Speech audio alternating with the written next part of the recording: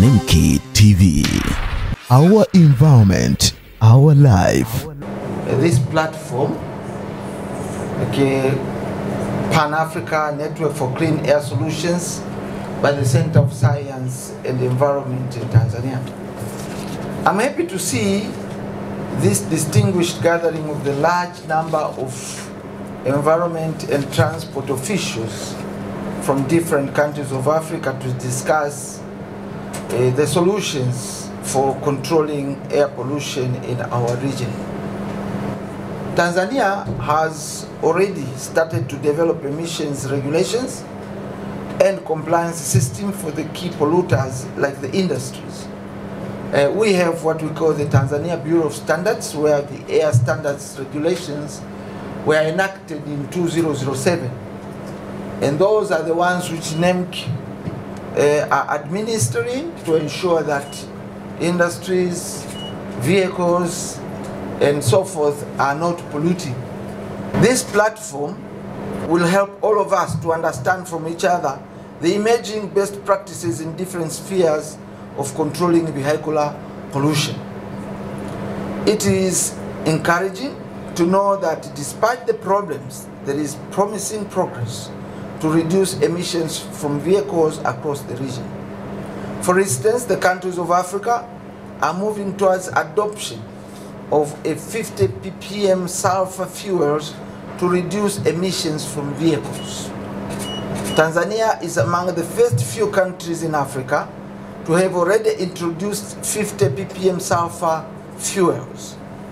There are still challenges in adoption of the Euro IV emission standards for imported vehicles due to large import of old and used vehicles. That will also be addressed as is being done in several countries.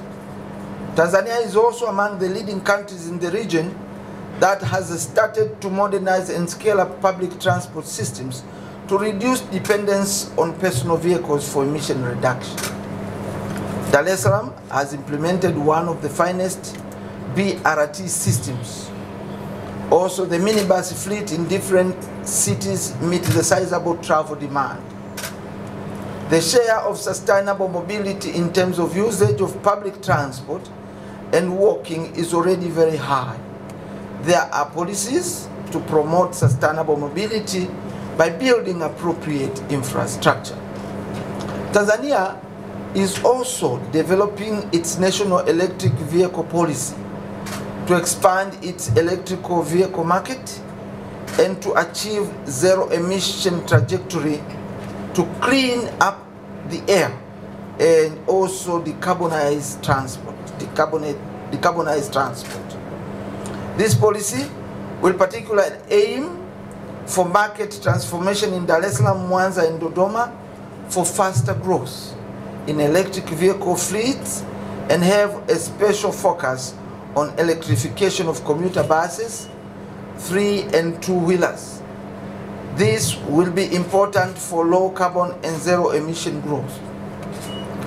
I'm delighted that such an important initiative has been taken by the Center for Science and Environment to build a Pan-African network for clean air solutions for knowledge sharing on vehicular pollution control. This network has enabled rich exchange of knowledge and experience in the Global South to inform policies and action in the region. We are happy to be part of this regional capacity building initiative and wish this network all the success. Nemki TV, our environment, our life.